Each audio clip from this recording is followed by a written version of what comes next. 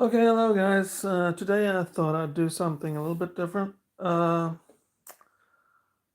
promised Big Boss I made a live stream, so here we go. And hopefully this will fit his time frame more, since I'm doing it 12 p.m. instead of 12 a.m. So yeah.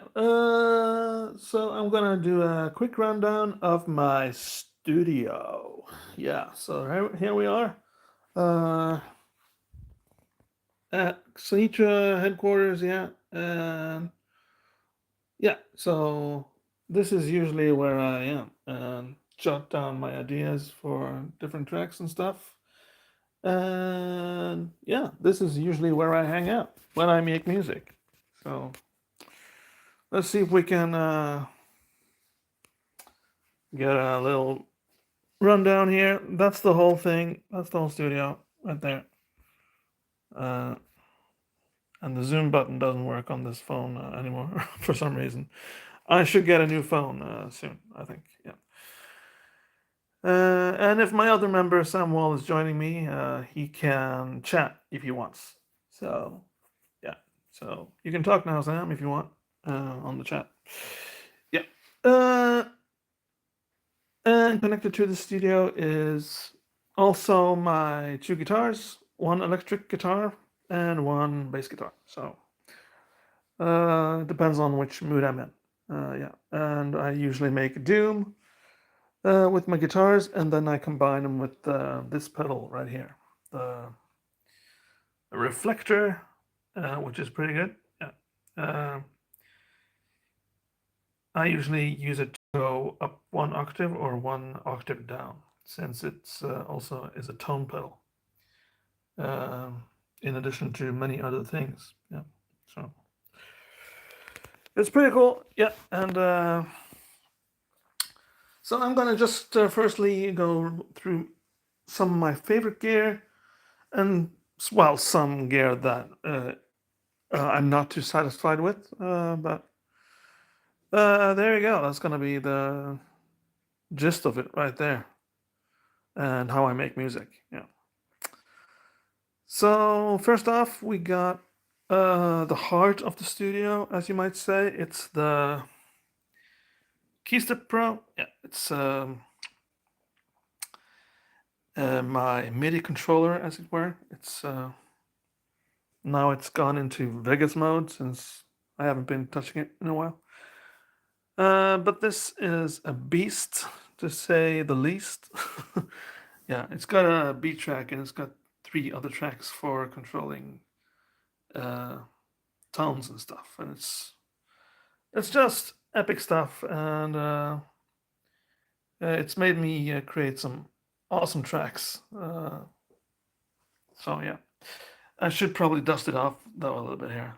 It's a bit dusty, so I should probably take a cloth and dry it over. Uh, but it's excellent, and I can mute tracks on the go with this. I can add more tracks, and I can play a portion of the track with these effects right here. So there's lots of stuff I can do with it, and it's got 64 steps, which is, well, amazing. Um,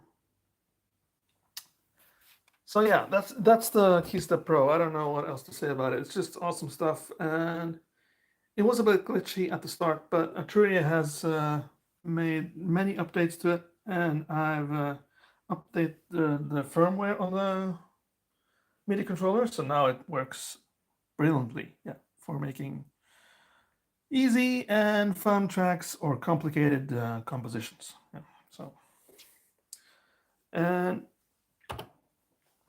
uh, you can store the compositions here. So if you got one composition stored on 8, you can like click on this and you can store another one at 9, and I think it goes up to 16. Yeah, so it's just awesome potential all the way with this MIDI controller, and I don't think anything beats it, to be honest. Next is my, well, we can call it my main synth. Um, it's behind a dust cover now, but so it's having a rest. Yeah, but it's the Virus Indigo 2, and let me just move some of the pedals here so you can see it. Uh, let's see. Here we go. Here we go. This is the Virus Indigo 2. It's, well, 20 years old, but it's still, well, it's still amazing and surprises me every time. It's got effects built in, and it's a stereo synth, and it's just awesome. It's a bit old now, of course, but still. I've used it on most of my tracks on the Xenitra side. Yeah. So it's just awesome. And yeah, what would I do without it, to be honest? So it's becoming a bit glitchy as of late, but that's because it's an old synth now. So I should probably get it to the store and get it cleaned up, and maybe have a service on it, maybe. My second synth, which I use, is the Arturia Microfreak. And the reason I use that is it's just easy and simple to use.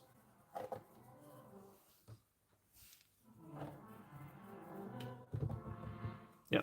So I also, of course, control it with my Keystep Pro. So I don't actually have to touch my Microfreak to use it. I can just use my MIDI controller like this.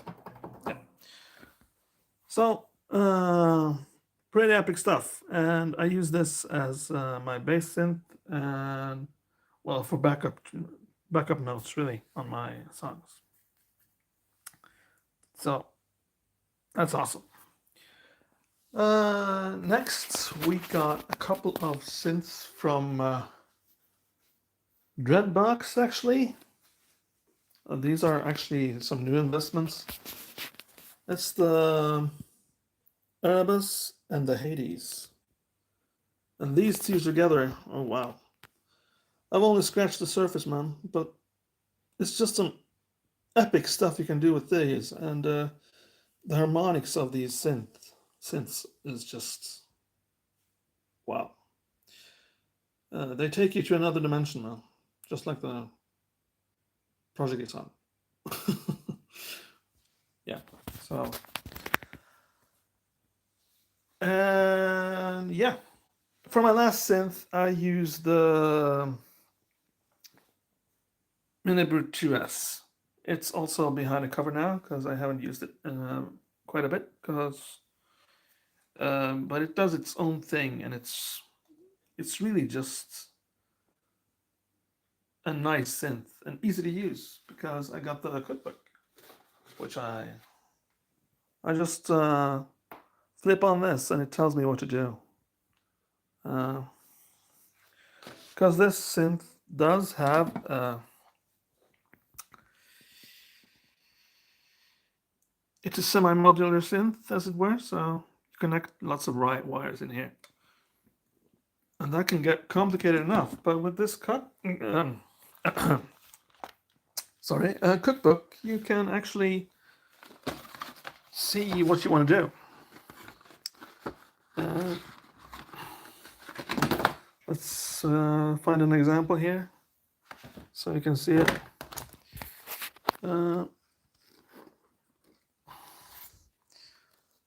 Yeah, so if I want to do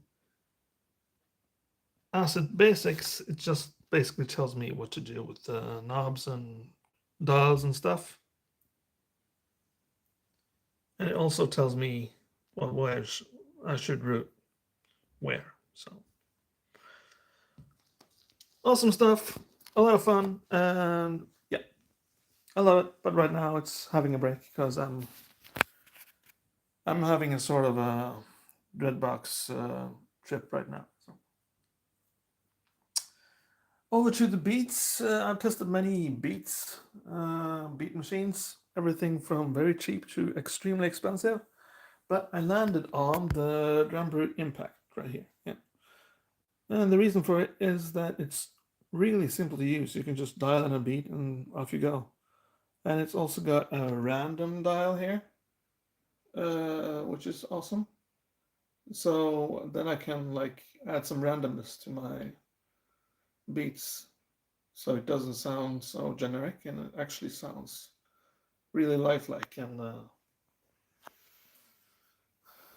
yeah, it's awesome, man. The last synth I'm gonna show you, and the reason why it's last is because I haven't gotten to grips with it quite yet. It's the Behringer Wasp. Yeah, I did have the Behringer Neutron. I was sorry to see it go, but there was some money problems, so I had to sell something. So then it turned out to be the Behringer Neutron.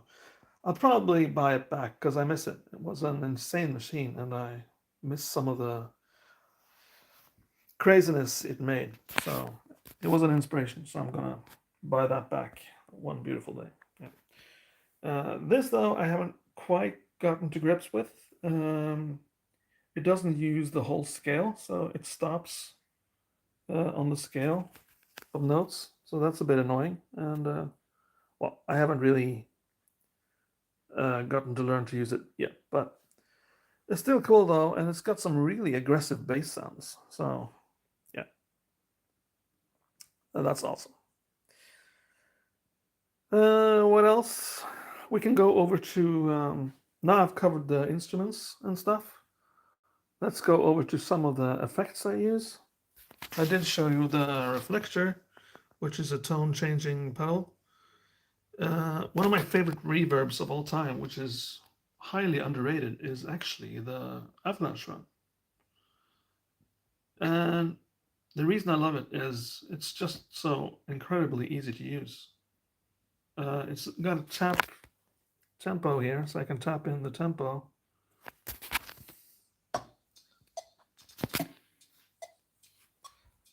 You hear the drum impact now. So I can tap in the tempo to the beat if I want.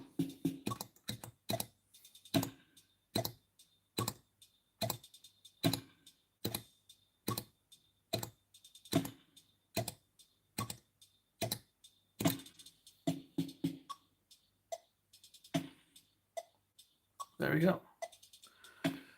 And I think it's set to a little bit high now, so let's try that again.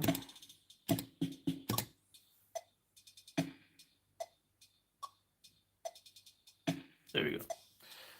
So yeah, it's just awesome stuff, and one of my favorite reverbs. Another reverb which is pretty cool is the Blackout Effectors Cadavernous. Yeah, it's a variation of the Avalanche Run, but it also has this really warm sound to it, which is awesome. But I found out that works better for guitar than synth. It sounds a bit low on synth, but the Avalanche Run actually works with both guitar and synth for some reason. I've never understood why though. It's where the magic happens, man. So yeah. Let's turn this off for a bit. Okay. The next effect I use very often is delay. So I don't only use reverb, I use delay as well. And my favorite delay, or I have two favorite delays. The first one is from TC Electronics. It's the triple delay flashback, yeah, and it's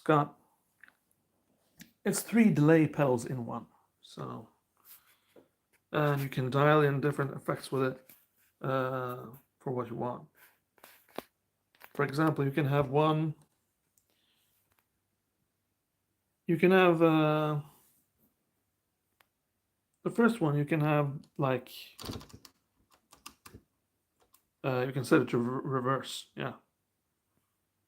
And the second one you can have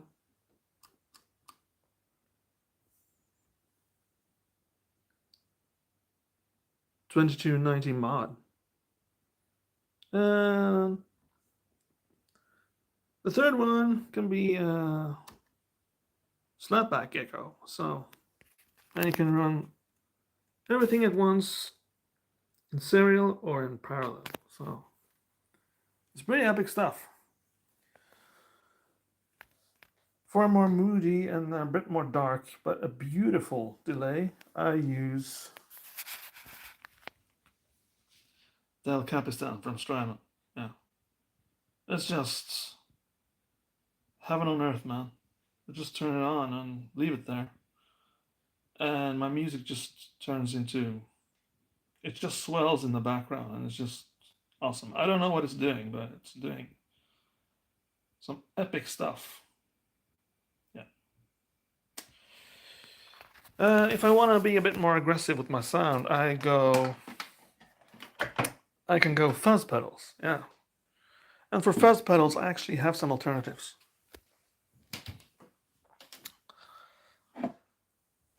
My first alternative is actually the Shade Beast. Yeah. It's just got a nasty, really nasty sound to it.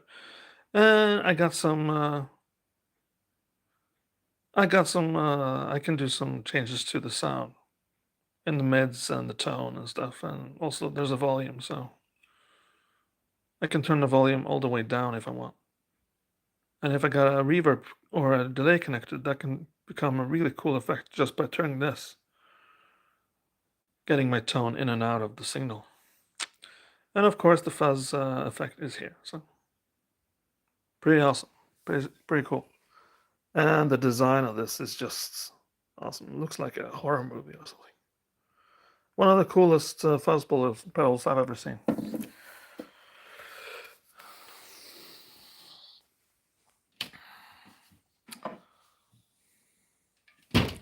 The next fuzz pedal I have is the Triticale. Yeah. It's a little bit simpler than the other one, but you just dial in and it just goes from extreme to, well, hellish, to be honest. It looks very green and very peaceful, but believe me, it's not. It's hell on earth. I actually use this for many of my synths. This is more for guitar use, and this is more for synth use. Yeah. But the king of the crop, the best fuzz pedal I have is the Swollen Pickle. Yeah. It just goes into insane territory, and I've gotten many complaints from my neighbors when using this, so that's why it's been laying on the shelf as well. It gets so loud that I'm afraid for my guitar amplifier. Yeah.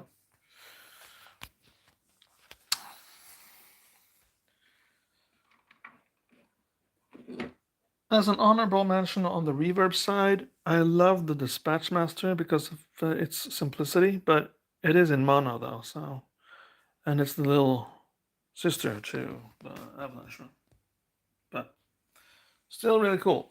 Yeah, love it to bits.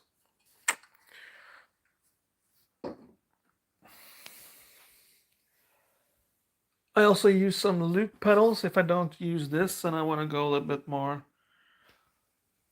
freestyle. I have two alternatives. I got the loop station from a Boss, the RC1. Yeah. It just has one loop on board, but I did use it on one of my tracks, The End. So you can check that out on Spotify if you want.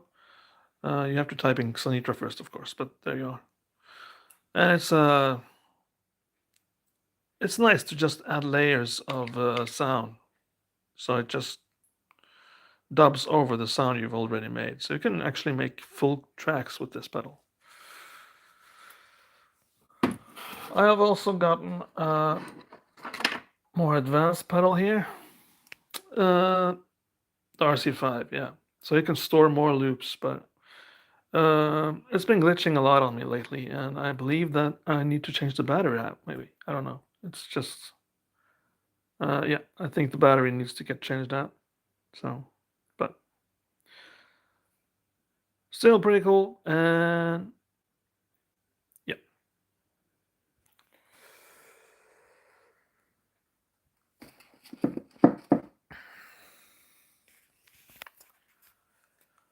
To my more weird pedals, we can go through those as well. I got a couple of weird pedals, which I rarely use because they're hard to make get in a musical sense. Um, but here we go. We're gonna try anyway. This is a sort of a very strange reverb. It has a sort of a windy, reverby sound. So if you want to make a lot of windy cave music, then this reverb is for you. It's the transmitter from Earthquaker Devices. Yeah, it's just all sorts of weirdness.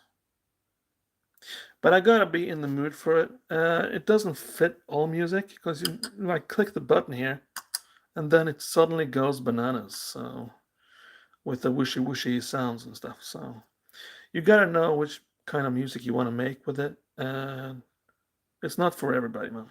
Yeah, but I still love it, of course. It's cool. My other two weirdy reverb, no, not reverb, but flange pedals. I got one here. It's the Pyramids from Earthquaker Devices. It's a stereo flange, and it just goes completely bonkers when you turn it up or turn it on. I have had some struggles with the volume because it just turns up the volume way high. So I gotta watch my volume levels when I use this. But, that's why I have this, which is almost the same thing. Um, Sadly, it's only got mono in. This got stereo in, so that's why I use this most of all. But I turn to the Polyman because it doesn't go completely bonkers on the volume, and it's got some really cool effects which are easier to dial in my opinion, than the Pyramids. So as for my more expensive experimental pedals, I got a Mood pedal from Chase Bliss Audio. It's just kind of all kinds of strangeness going on with this one, and when I started using it, it's actually hard to get to grips what's going on. I'm sure that the manual is the size of a phone book, but every time I turn it on, it just turns into something beautiful, which I don't understand, but it's beautiful nonetheless. Yeah.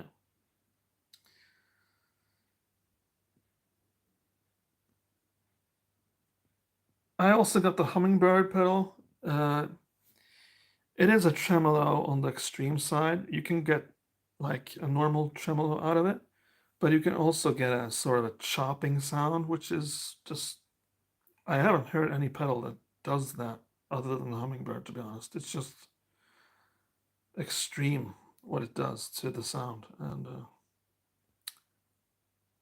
it's it's beyond awesome. But this again also is a pedal which requires me to be in a sort of a mood set, and I'm not always there.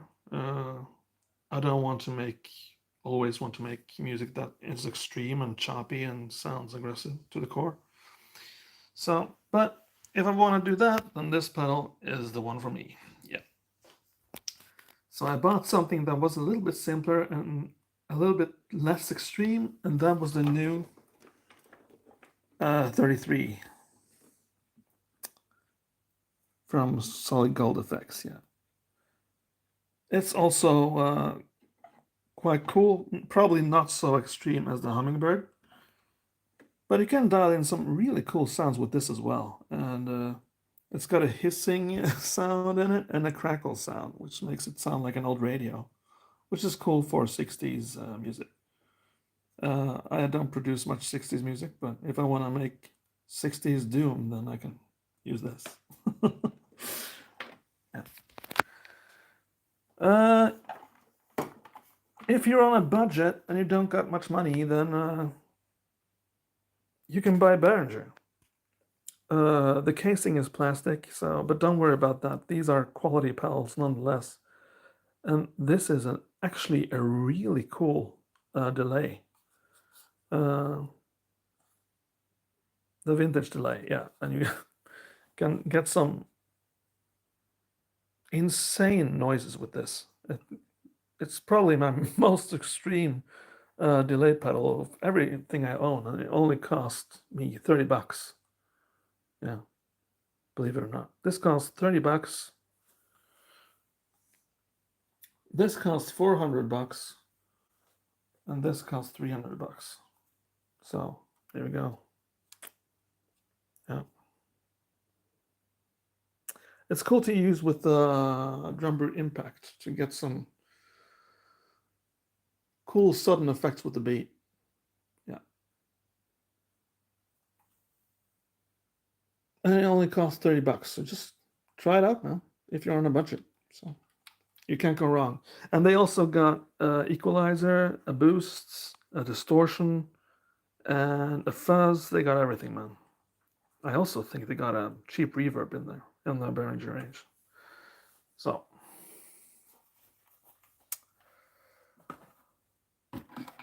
what else? We also got this weird pedal right here. It's sort of a pitch shifting thing. I haven't really gotten to grips with it yet because it polarizes the signal, and it's just crazy stuff going on. So I haven't understood half of it, but it's pretty cool. I like it. But this is again a pedal I can't use for every track. I need to know what I'm doing with this pedal. And when I turn the dials, I don't know what's going on. So I should probably read the manual for this thing, I guess. There's also some other pedals if you're on a budget. This is pretty cool. It's a sort of a, you can squish your tone if you want to cut the low end or the high end. So it's pretty cool. And you also adjust what portion of your tone you want to adjust with this. And you also got a drive section in here. Another good mention on the budget side is this one. It's a stereo tremolo, believe it or not. So you connect you connect it to here in mono, and then you can have it there and there, and it becomes a sort of a stereo tremolo effect, which you adjust the depth on here. So, and all that for just $25, man. It's it's unbelievable. Can't believe it. Yeah. So, and it's designed in the U.S. So pretty awesome, and it only requires 9 volts, which you can, for example, get from the fuel tank if you want to use that. Fuel tank Junior. Yeah, it's powering most of my pedals anyway. So,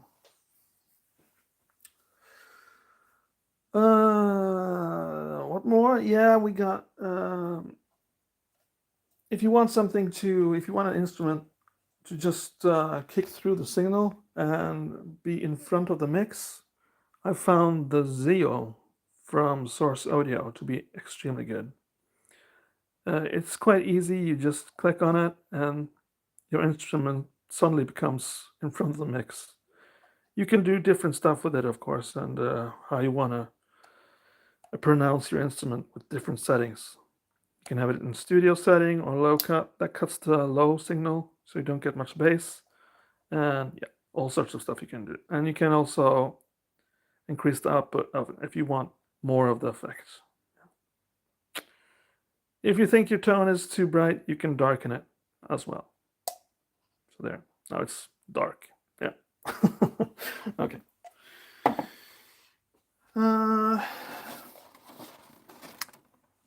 Some other honorable mentions. I did mention the reflector from old Blood Noise Endeavors. Yeah, awesome pedal. And I also got this. The Procession is just epic stuff. I used it in one of my tracks, Ambulance, and it just made a sort of a weird noise in the background, which I just used to produce that track. I wouldn't be inspired if it wasn't for this pedal.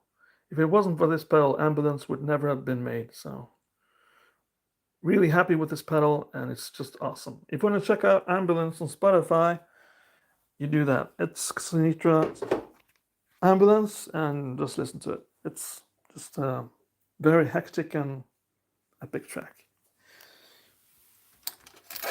If I want to make really dark music, now we're going to the basement now.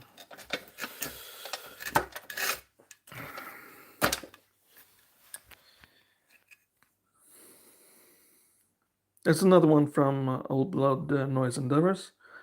I'm a fan of theirs, so I buy some of their pedals.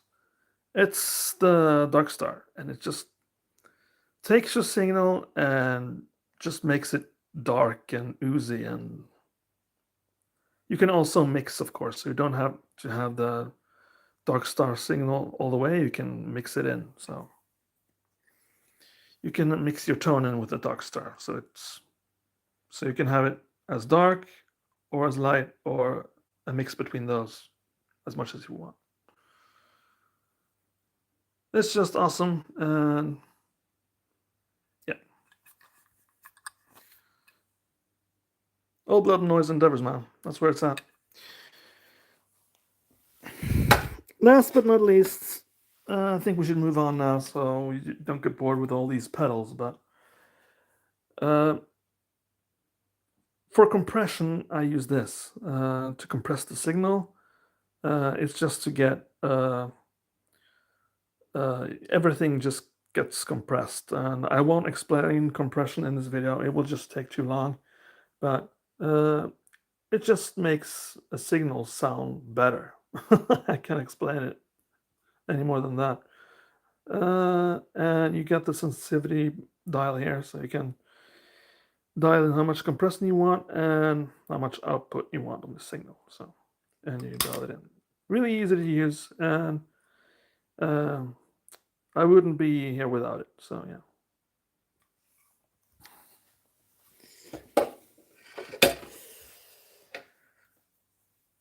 I can show you this as well then. I got another pedal which is quite awesome. I use this mostly, of course, but I also got this. It's the Quintessence, and it's a tone changing pedal, but you can add some harmonies here and stuff, and scales and keys. So you got a lot of more choices here than just going one tone up or down or one octave up or down. So yeah, I haven't used this in a while. I'm glad I found it. Maybe I should just try to use it and see where I go. Because, well, when I'm comfortable with the pedals I like using, I use them probably a little bit too often. So I should probably change it out to also change my tone and my music. So that goes here. Yeah. So, yeah. And this guy is playing on the keyboard. He's playing the keyboard and he's having fun. You see? Yeah. Pretty cool. Oh yeah, I forgot about this one. This is a pretty strange pedal. It's the Judder. It's sort of a glitchy sort of pedal which takes your signal and glitches it for some seconds. So, and I can use it momentarily like that, hold it in, and then the effect is on, and then when I let the switch go, it goes away. Or I can click on this, and then it's all the time, but that's a bit boring. So I don't use this switch much. I use this most. Okay, so that's it. I use monitors from Yamaha. They haven't let me down, and they're pretty good, and they don't destroy the house with the sound. So yeah, pretty good stuff.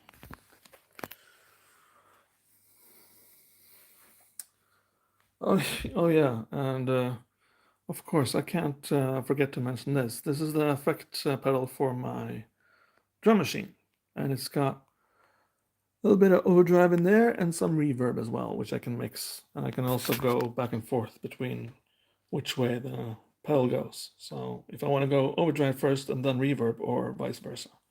So yeah, it's pretty good. For my more basic house tracks, I also have a different MIDI controller. I have the SQ1 from Korg. It's pretty basic, but it's also quite cool. And I can change out the frequencies with this, the sequencer mode. Yeah. Okay, well, enjoy the sights and sounds. We're going to take a 3-minute break now. And when I get back, I'm going to show you an example of a song that I can make with this setup right here.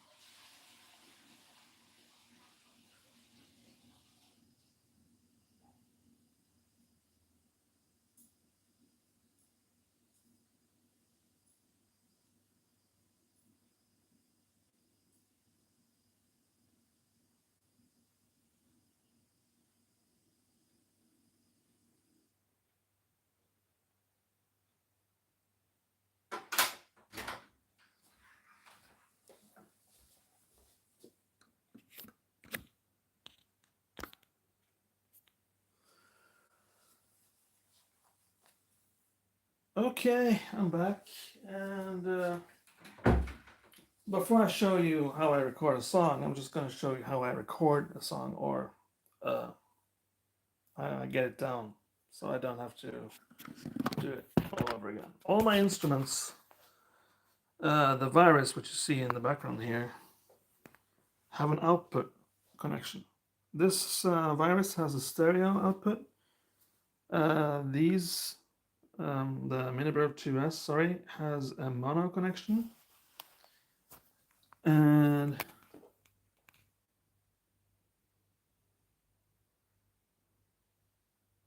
the Microfreak has a mono connection.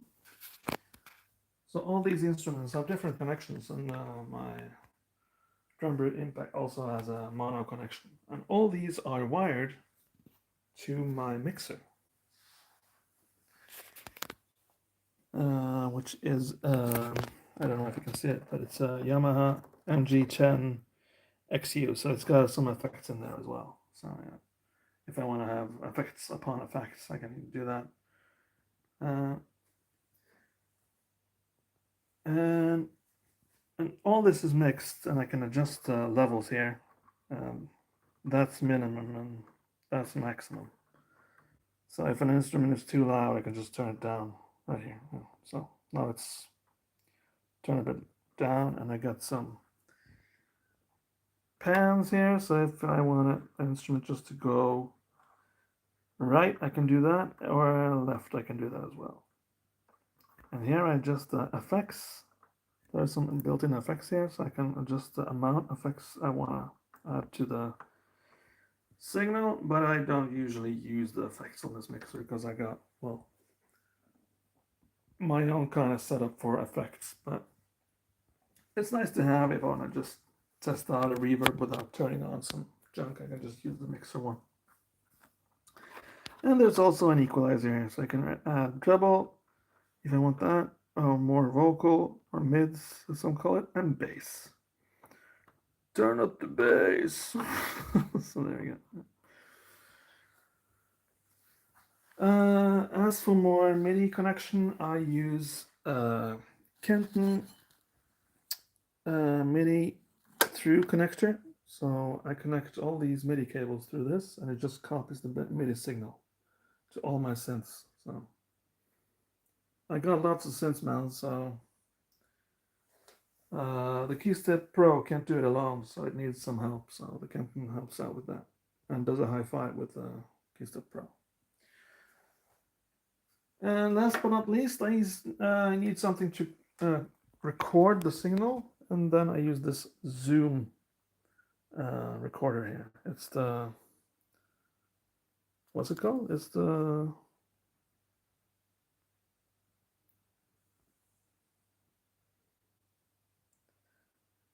Zoom H6, yeah. So yeah. And usually I just use this to connect the signal from my mixer, but I can also connect the instruments individually if I want to do that. There's two there and two there. So yeah. And I can activate the different signals here if I want. So it's just many possibilities with this device. It cost a bit, but it was well worth the money. And I can adjust the levels here as well. So I can actually use it as a sort of a mini mixer if I want to do that. Yeah. Okay, so let's try to make a track then on the fly. I'm not gonna do much now because of the neighbors, but let's do a little bit. Let's have some fun with that jam.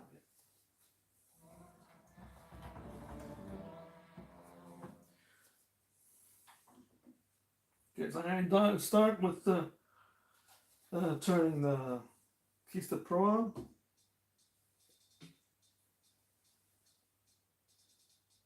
I believe you can hear that. Let me turn it up a bit. Hold on.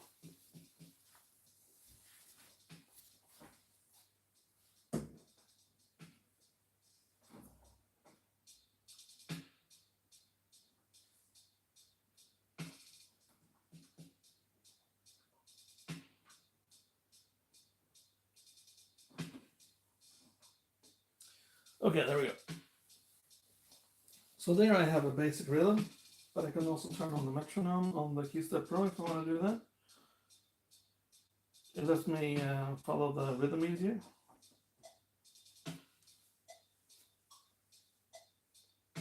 You didn't think that, did you? That it was so slow. Yeah, but it is.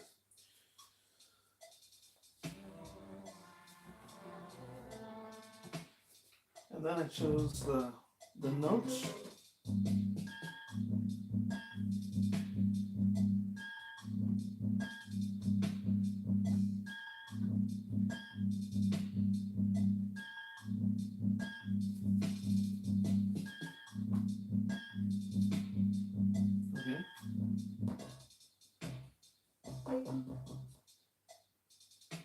Okay, there we go.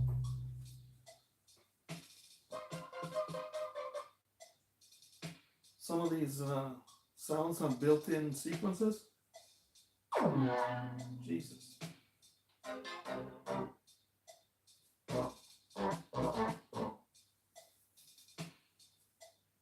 Alright, we can do this.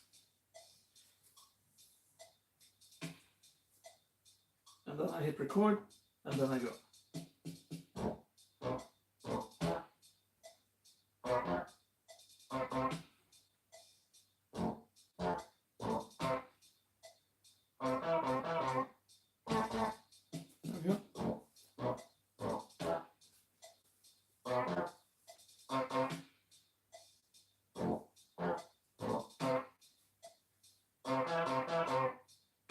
So now it goes like this indefinitely.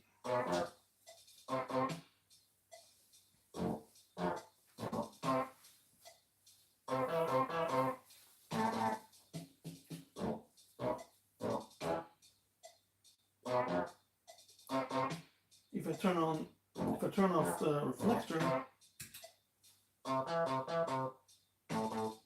that signal will change. You see?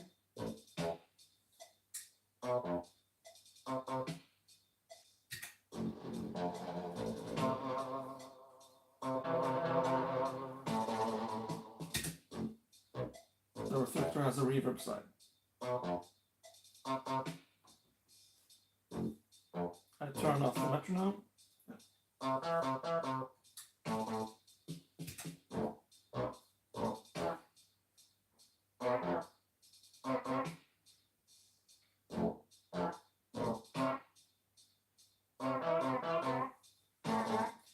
Let's add a reverb to that.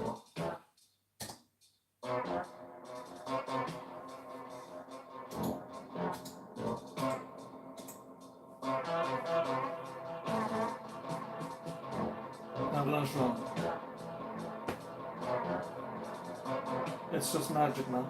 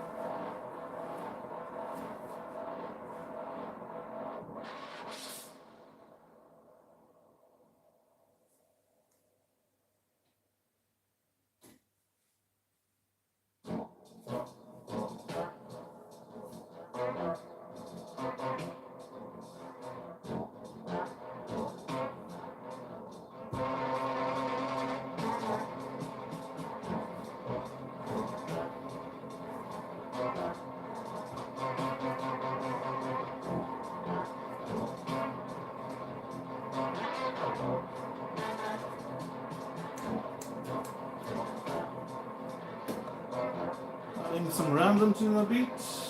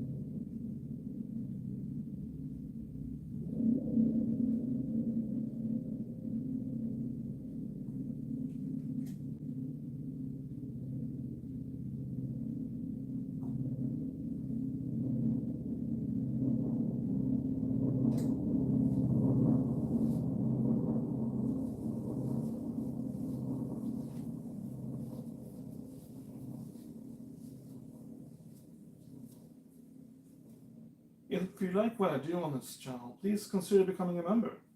It really helps the channel and lets me do this stuff more.